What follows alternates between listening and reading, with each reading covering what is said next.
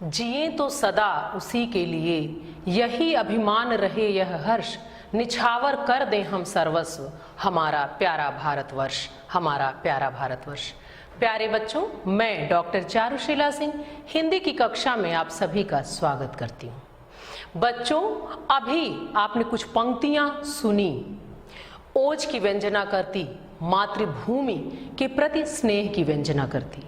निसंदेह आपने एक अनुमान लगा लिया होगा कि आज अध्ययन के क्रम में हमें इसी भावभूमि पर विचरण करना है। जी हाँ बच्चों, आप सही समझ रहे हैं। आज हम इसी भावधारा में बहेंगे, ओज की भूमि पर आज हम विचरण करेंगे। पिछली कक्षा में अध्ययन के क्रम में काव्य खंड के अंतर्गत आपने भक्ति की मंदाकिनी में अवगाहन किया। बच्चों, अब हम वहां से आगे बढ़ चुके हैं। अब हम पूर्व मध्यकाल से निकलकर उत्तर मध्यकाल अर्थात रीतिकाल में आ गए हैं। और आज जो हमारे और आपके अध्ययन का विषय है वो रीतिकाल की प्रचलित धारा से भी भिन्न है।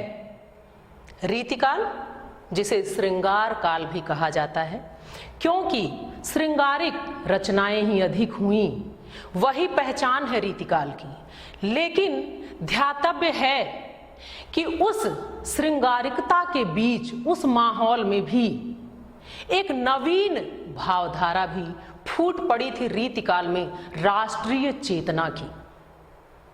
राष्ट्रीय चेतना के जो प्रतिनिधि कवि हैं रीतिकाल के, वो हैं महाकवि भूषण। आज हम महाकवि भूषण के साथ साथ उनके द्वारा विभूषित किए गए शिवा शौर्य को पढ़ेंगे। बच्चों, आज का जो हमारा अध्ययन का विषय है, जो प्रकरण है, वो है शिवा शौर्य। जैसा कि नाम से ही पता चल रहा है कि ये गाथा है शौर्य की, हमारे गर्व की, हर्ष की, स्वाभिमान की। और ये है किसकी? ये वीर शिवाजी की है। भाग एक, आज हम इस प्रकरण के एक भाग को पढ़ेंगे, क्योंकि इसे हम 2 दिनों में पढ़ेंगे। तो आज प्रथम भाग अर्थात भाग 1 हम पढ़ेंगे और अगली कक्षा में पुनः हम इसके दूसरे भाग को पढ़ेंगे। आइए चलते हैं और देखते हैं कि क्या है भूषण की इस सर्जना में, कैसा है कवि का जीवन, कैसी है ये सर्जना, क्या है इस शौर्य में। आइए अविलंब सीधे अपने मुख्य विषय से जुड़ते हैं बच्चों, पाठ परिचय की ओर चलते हैं। बच्चों, आपके समक्ष ये पाठ परिचय शिवा शौर्य का। ध्यान दें, ये परिचय संक्षिप्त है, लेकिन आप सभी परिचय के महत्व से परिचित हैं। ये संक्षिप्त परिचय विस्तृत अध्ययन में अति सहयोगी सिद्ध होने वाला है। तो आइए अविलंब इस परिचय से परिचित हों और चलें उन पंक्तियों में जो वर्षों मथते रहे हैं आम जनमानस को, जो जगाते रहे हैं ओज को, उत्साह को। उस शौर्य की गाथा की तरफ चलते हैं जिसको पढ़ने के लिए अभी से ही हमारे मन में उत्साह की तरंगें, वो शौर्य, वो जोश, वो ऊर्जा, वो अभिमान, वो हमारी मातृभूमि का सम्मान जो वीर शिवाजी ने बनाकर रखा, जिसे उन्होंने जिया, जिसे पल पल हम और आप इन पंक्तियों के माध्यम से महसूस करते रहे हैं, युगों से और युगों तक करेंगे। भूषण के उस अद्भुत सृजन की ओर, उस शौर्य की गाथा की ओर आइए बढ़ते हैं, परिचय प्राप्त करते हैं। शीर्षक शिवा शौर्य, भाग 1, क्योंकि आज ये प्रथम भाग हम पढ़ रहे हैं। रचयिता महाकवि भूषण। जैसा कि मैंने पहले भी आपको बताया है बच्चों कि काव्य जो है उसकी सर्जना की जाती है, वो हृदय से स्वतः प्रसूत होता है, इसलिए रचयिता या सर्जक शब्द का प्रयोग किया जाता है। कुल पद 5। आज जो हम शिवा शौर्य पढ़ेंगे इसमें जो छंद हैं 5 हैं, कुल पद 5 हैं, कुल चरण अंश जो भी आप कहें, ये कुल 5 हैं। भाषा देखें, ब्रज भाषा है जिससे आप परिचित हैं, भक्ति काल में भी आपने इसे पढ़ा, लेकिन आज आप इसके एक नए स्वरूप से परिचित होंगे, क्योंकि जो भूषण हैं उनकी भाषाई दक्षता भी अलग है। रस वीर है, और जब वीर रस होता है तो गुण ओज ही होता है, गुण ओज है। छंद देखें, मनहरण कवित्व, बच्चों जो ये छंद है ये कविवर भूषण का, महाकवि भूषण का ये प्रिय छंद है। और जब वो अपने नायक का चरित्र गा रहे हैं, उसकी सर्जना कर रहे हैं, तो अपने प्रिय छंद में उन्होंने किया है, वैसे बहुत सारे छंदों का प्रयोग किया, लेकिन जो मनहरण कवित्व है ये उनके मन का छंद है। और ये कैसा है, इसकी लय क्या है, गति क्या है, तुक क्या है, प्रवाह क्या है, प्रभाव क्या है आपके और हमारी चेतना पर, ये अभी हम थोड़ी ही देर में महसूस करेंगे। ये जितने भी पद हैं सभी शिवा बावनी से लिए गए हैं। बच्चों अब इतना सब कुछ जानने के बाद एक सहज ही मन में जिज्ञासा कवि के जीवन से संबंधित कि कैसा रहा कवि का जीवन, क्या लिखा उन्होंने, क्या दिया, भूषण ने हिंदी साहित्य को कैसे और किस रूप में विभूषित किया। आइए कवि परिचय के माध्यम से जानते हैं। कवि परिचय आपके समक्ष, ध्यान दे बच्चों देखिए, जैसे मध्यकाल के बहुत सारे कवियों के साथ जो समस्या रही है कि सही काल निर्धारण, समय जन्म का, मृत्यु का, बहुत सारी चीजें अनुपलब्ध रही हैं, विवादास्पद रही हैं, वैसा यहाँ भी बहुत कुछ है। लेकिन जो भी साक्ष्य हैं, जो प्रमाण हैं, जो उपलब्ध हो सके हैं, वो आपके समक्ष यहाँ संवत में और ईस्वी सन में दोनों में आपके समक्ष हैं। ध्यान दें, जन्म, यहाँ हम भूषण की बात कर रहे हैं तो जन्म के संबंध में देखें, जो संवत है वो है 1670 और जब ईस्वी सन में देख लें 1613। अब देखें बच्चों, ध्यान दीजिए कि संवत 1670 है और जो सन है वो 1613 है। मृत्यु देखें संवत 1772 और ईस्वी सन में देखें सन 1715। इसमें भी कई विवाद आते हैं बच्चों। मिश्र बंधु विनोद वो कहते हैं 71 है, लेकिन यहाँ आचार्य पंडित रामचंद्र शुक्ल की बात को हम प्रमाण मानते हैं, उन्होंने 1670 ही माना है और ज्यादातर प्रमाण इसी के मिलते हैं। अब देखिए, जन्म के संबंध में कुछ चीजें जो उपलब्ध हैं, जो कवि ने स्वयं कहीं, स्वयं लिखी हैं, उनको ही प्रमाण लेकर कुछ चीजें जो प्रमाणित हैं वो देखिए, उनसे संबंधित दो पंक्तियां ये कवि के द्वारा स्वयं बताई गई हैं, कही गई हैं अपने जन्म के संबंध में, अपनी सर्जनाओं में। तो देखें क्या है, वो कहते हैं, द्विज कनौज कुल कश्यपी रत्नाकर सुतवीर बसत त्रिविक्रमपुर सदा तरनि तनुजा तीर। जिससे ये स्पष्ट होता है कि आप कान्यकुब्ज ब्राह्मण थे और कश्यप आपका गोत्र। आगे देखें, जो इसके संबंध में जो चीजें हैं जो प्रमाणित हैं, पिता रत्नाकर और माता का नाम अनुपलब्ध है, कहीं माता का नाम नहीं पता चलता है कि वो क्या, क्योंकि ये तो वस्तुतः कवि ने लिख दिया तो पता चल जा रहा है कि पिता कौन है, गोत्र क्या है। और आगे देखें, जन्म स्थान भी त्रिविक्रमपुर, जिसको तिकवापुर भी कहते हैं, ये कानपुर के निकट स्थित है। भाई चिंतामणि और मतीराम, बच्चों रीतिकाल के ही कवि रहे हैं चिंतामणि और मतीराम, जो भूषण कवि के भाई रहे हैं। इसके भी प्रमाण मिलते हैं, लेकिन एक बात जो बहुत ध्यान देने की आवश्यकता है वो ये, उपनाम भूषण, कवि के नाम को लेकर बहुत संदेह रहा है। वास्तविक नाम उपलब्ध ही नहीं हो सका है कि कवि का वास्तविक नाम क्या था। भूषण तो कवि की उपाधि है, लेकिन आप सोचें कि कवि भूषण ने इस तरह जी लिया है इस उपाधि को कि यही मिलता है, और उन्होंने हिंदी साहित्य को किस तरह कितने रूपों में विभूषित किया, उससे भी संबंधित अभी आगे चर्चा मैं करूंगी। लेकिन पहले जान लें कि यह भूषण उपाधि है जो पता चलता है क्योंकि कवि ने स्वयं अपने बारे में कहा है, तो इससे ये हमें निर्विवाद रूप से पता चल जाता है कि भूषण उपाधि ही है, वास्तविक नाम नहीं है। वो क्या कहते हैं, ध्यान दें, कुल सुलंक चितकूटपति साहसशील समुद्र कवि भूषण पदवी दई हृदय राम सुतरुद्र। तो इससे ये स्पष्ट होता है कि चित्रकूट के सोलंकी राजा रुद्र ने भूषण को भूषण की उपाधि दी थी। उनकी सर्जना से मुग्ध होकर, उनकी विलक्षणता को देखकर, उनकी दक्षता, उनके कौशल को देखकर उन्होंने ये उपाधि दी थी। वास्तविक नाम विवादास्पद है।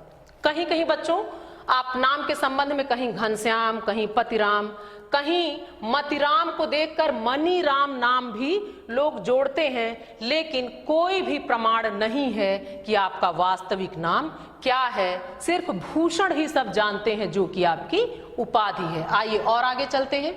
कवि परिचय के संबंध में कुछ छोटी छोटी बातें रचनाओं में। आइए बच्चों, जैसा रीतिकाल को पढ़ते हुए आपने जाना है कि रीतिकाल में दो तरह के ग्रंथ लिखे गए, अलंकारवादी और रसवादी। तो जो ये मुख्य धारा थी, जो उसकी विशेषता थी रीतिकाल की, कवि ने भले श्रृंगारिक रचनाएं नहीं की, वो श्रृंगार की धारा से अलग हुए, इन्होंने राष्ट्रीय चेतना और गौरव की तरफ अपना रुख किया, लेकिन जो रीतिकाल की विशिष्टता थी, जो अलंकार प्रधान ग्रंथ रस प्रधान थे, उसका निर्वाह इन्होंने किया है। और ध्यान दें, शिवराज भूषण जो है वो अलंकार ग्रंथ ही है, जिससे पता चलता है कि आपने ऐसा नहीं है कि रीतिकाल जैसा कुछ रीतिकाल में किया नहीं। आपने जो ग्रंथ लिखे वो अलंकारों की प्रधानता उसमें रही, उसमें आपने अलंकारों को लिया।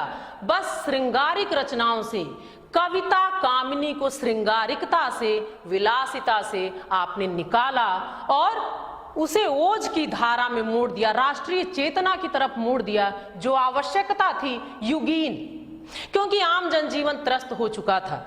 आप जानते हैं बच्चों, रीतिकाल में राजाश्रय में कवि रहते थे, राजाओं की प्रशंसा करते थे, राजसी वैभव, विलासिता, भोग, यही उनके विषय हुआ करते थे। इस समय भी जब हर तरफ श्रृंगार ही श्रृंगार था, घोर श्रृंगार था, विलासिता थी, उस समय भी एक कवि होते हैं जो भूषण होते हैं, जिनकी चेतना जगती है, जो आम जनमानस की पीड़ा को भांप लेते हैं और एक नवीन धारा का सृजन करते हैं। वीरता, वीर रसात्मक धारा, राष्ट्रीय चेतना की धारा, ओज की धारा, और वही आपको दिखेगा आपके संपूर्ण सृजन में। तो इन्होंने उस मुख्य धारा से अलग होकर कार्य किया है। भूषण ने विभूषित किया है और अलंकार ग्रंथ लिखा है। मतलब पूरी तरह से आप रीतिकाल से बिल्कुल अलग थोड़े हुए हैं। आपने उन परंपराओं को सहेजा है, उसका निर्वाह भी किया है, लेकिन जितना आवश्यक समझा सिर्फ उतना ही। आपने श्रृंगारिकता को अलग दिशा में जो मोड़ दिया, एक नवीन धारा जो आपने अपनी अलग बना ली, वो युगीन आवश्यकता थी जो सबने नहीं भांपा, जो भूषण ने।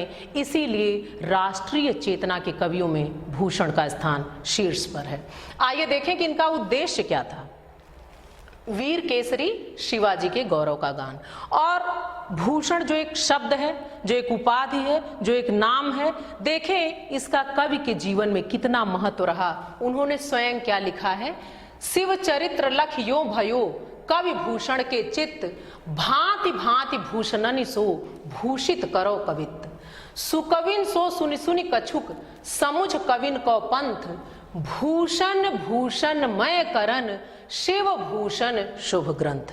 अब देखिए, जैसा कि एक प्रसंग आता है बच्चों कि कवि भूषण बहुत ही कई राजाओं के आश्रय में रहे, लेकिन ये कहते थे कि मैं यशोगान उनका करूंगा जो यौनों के आतंक से हमें मुक्ति दिला दे, जो आम जनजीवन की पीड़ा को समझे, जो श्रृंगारिकता में ही न लिप्त रहे, भोग विलास में न लिप्त रहे, जो वास्तविक जो समय की जरूरत थी उसको समझें। क्योंकि वो जो समय था, औरंगजेब का समय था, कैसा आम जनजीवन उसके किस तरह से उसने त्रस्त कर रखा था, उनकी पीड़ा की तरफ किसी कवि का ध्यान नहीं जा रहा था। लेकिन जब इनको पता चलता है कि वीर शिवाजी ने ये प्रण किया है कि मैं आम जनजीवन की पीड़ा को हरूंगा, मैं औरंगजेब से टक्कर लूंगा, उसे पराजित करूंगा, उसे यहां से भगा दूंगा, तब कवि ने ये निश्चय किया कि मैं शिवाजी का ही गुणगान, उनका यशोगान करूंगा।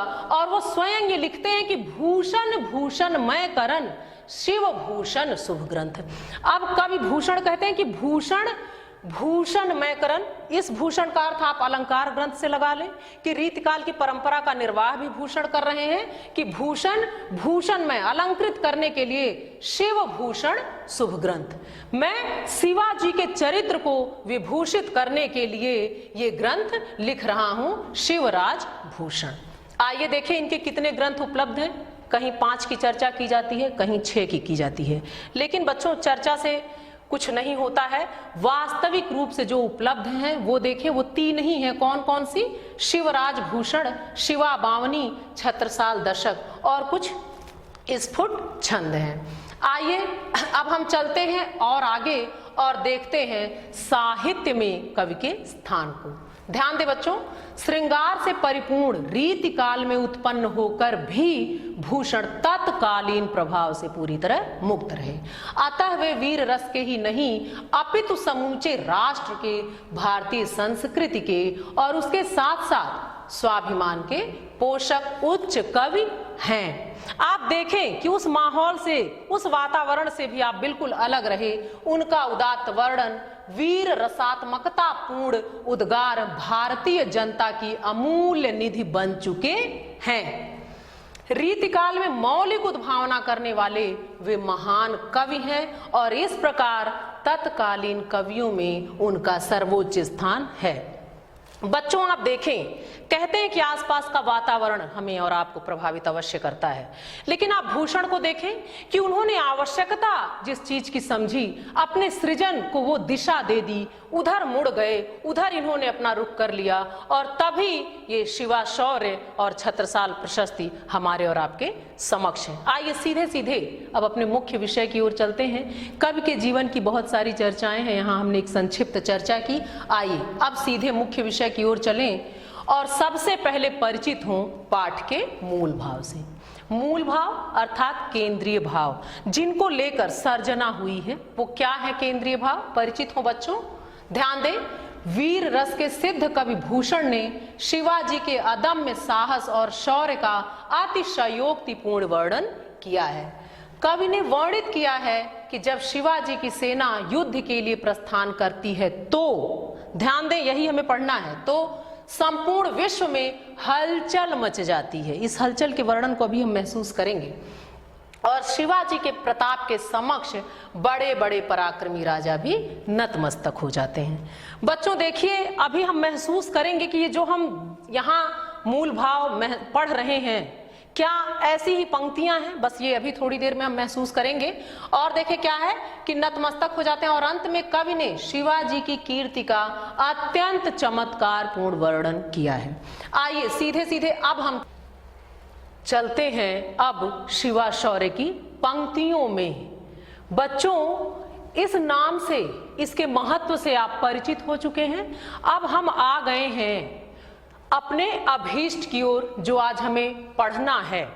आज हम परिचित होंगे भूषण के उस भाषाई कौशल से, उस दक्षता से जिसकी बार बार कई बार चर्चा हो चुकी है। आइए अविलंब इन पंक्तियों के पाठ की ओर चलते हैं। सबसे पहला काम बच्चों, हमें इन पंक्तियों का पाठ करना है। पाठ के महत्व से आप सभी परिचित हैं। आप जानते हैं कि पाठ का क्या महत्व होता है, लेकिन पाठ को सही तरीके से ही करना चाहिए। आपने देखा होगा कि एक सामान्य पाठ होता है और एक होता है छंद विधान के आधार पर। बच्चों वस्तुतः देखा जाए तो सामान्य तो कोई पाठ होना ही नहीं चाहिए, क्योंकि इन पंक्तियों की सर्जना ही होती है जिन छंदों के आधार पर, जिस रस के आधार पर, जिस भाव के आधार पर, जिस दक्षता से, जिस कामना से, जिन भावों को लेकर इनका पाठ भी उसी तरह, उसी अनुरूप होना चाहिए। तभी ये हमारे मन मानस पर वैसा ही प्रभाव डालती हैं जैसा सोचकर, समझकर कवि ने इसे रचा है। तो आइए बच्चों, ये पंक्तियां हैं ओज की, उत्साह की। इसमें उतरते हैं और देखते हैं कि भूषण ने किस तरह विभूषित कर दिया है शिवाजी के शौर्य को। आप ये युद्ध के लिए प्रस्थान कर रहे हैं, यहीं से वर्णन प्रारंभ हो रहा है, आपने मूल भाव में पढ़ लिया है। आइए सीधे सीधे छंद विधान के आधार पर पढ़ती हूं। छंद की तुक, लय, गति, ताल, आरोह, अवरोह, विराम, प्रवाह के साथ पढ़ेंगे तभी इसका प्रभाव हमारे और आपके मन मानस पर पड़ेगा। आइए बच्चों पाठ करते हैं, ध्यान दें। साज चतुरंग सैन्य अंग में उमंग धारी, सरजा शिवाजी जंग जीतने चलत है। भूषण भनत नाद बिहद नगारन के, नदी नद मद गैबरन के रलत है। ऐल फैल खैल भैल खलक में गैल गैल। बच्चों, ये नाद सौंदर्य, ये ध्वन्यात्मकता आप महसूस करें। ऐल फैल खैल भैल खलक में गैल गैल, गजन की ठैल पहले सैल उसलत है। तारा सो तरनी धूरी धारा में लगत जिमी, तारा सो तरनी धूरी धारा में लगत जिमी, थारा पर पारा पारावारियों हलत है। अद्भुत पंक्तियां हैं बच्चों। आइए अब इनके मर्म की तरफ चलते हैं, इनके अर्थों में उतरते हैं और जानते हैं कि क्या कह दिया है कवि भूषण ने, कैसे विभूषित कर दिया इन पंक्तियों को। उत्साह और उल्लास मैं स्वयं में भी महसूस कर रही हूं।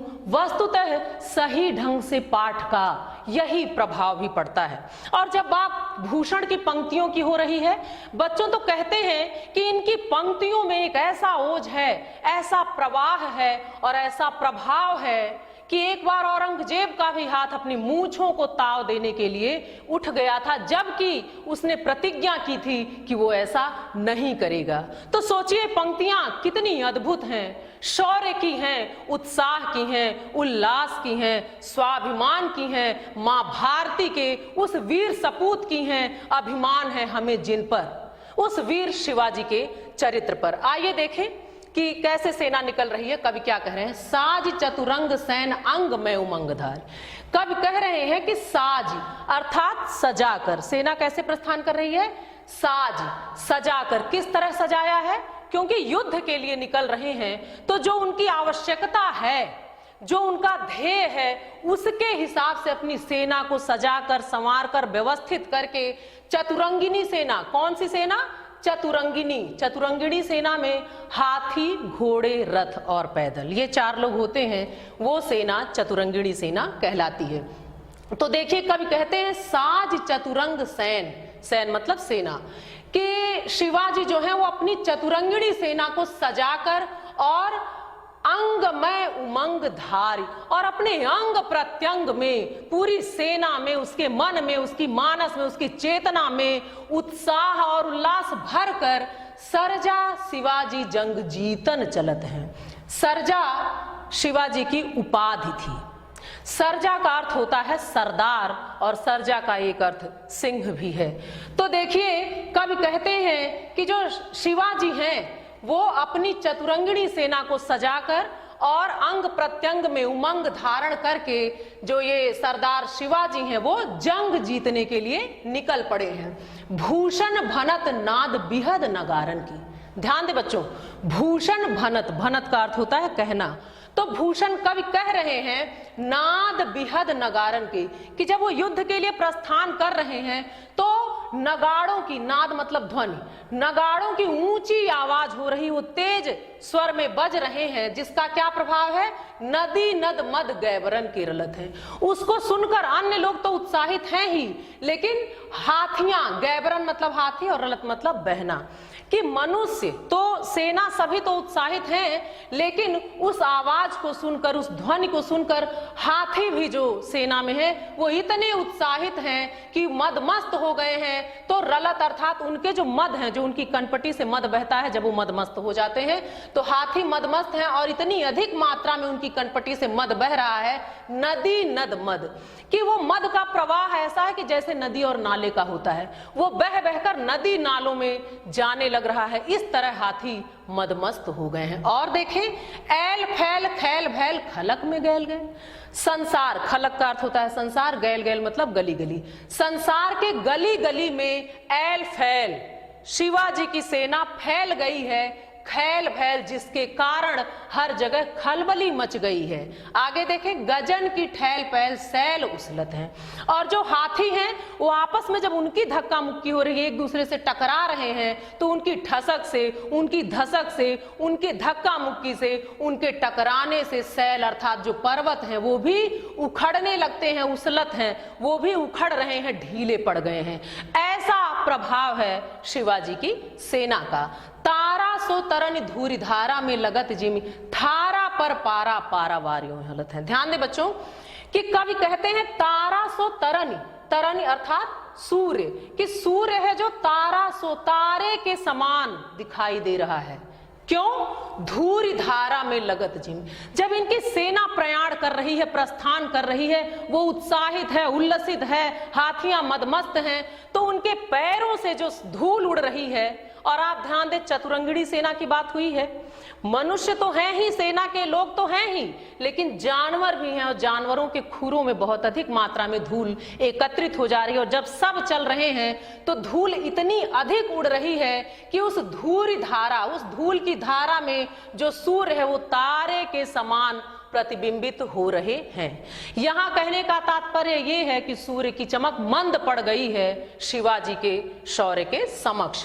और क्या क्या हो रहा है? थारा पर पारा पारावार यूं हलत है, और पृथ्वी में एक ऐसा कंपन हो रहा है इस सेना के चलने से, उनके उल्लास से, उनके उत्साह से, कि पारावार अर्थात समुद्र है जो वो हिल रहे हैं। लेकिन वो कैसे हिल रहे हैं? थारा पर पारा, पृथ्वी पर जो समुद्र है वो इस तरह हिल रहे हैं पृथ्वी के कंपन से कि ऐसा लग रहा है कि थाली में पारा हिल रहा हो। अद्भुत सौंदर्य इन पंक्तियों का। आइए बच्चों अब चलते हैं काव्यगत सौंदर्य। भाषा देखें, भाषा जो है वो है ब्रज, जो आज आपने ब्रज भाषा को एक अलग रूप में देखा। रसवीर है, गुणोज है और शैली मुक्तक है, क्योंकि ये अपने आप में अपने अर्थ के लिए मुक्त है, अगले पर वो टिका हुआ नहीं है। छंद देखें, मनहरण कवित्त। अभी आपने पढ़ा कि मनहरण कवित्त है, क्या होता है? ध्यान दे बच्चों, मनहरण छंद में प्रत्येक चरण 31 अक्षर का होता है। साधारणतः 16 और 15 अक्षरों पर विराम होता है और अंत का अक्षर दीर्घ होता है। अब देखिए ध्वन्यात्मक सौंदर्य इस कविता में था, इस पद में था। कहां कहां?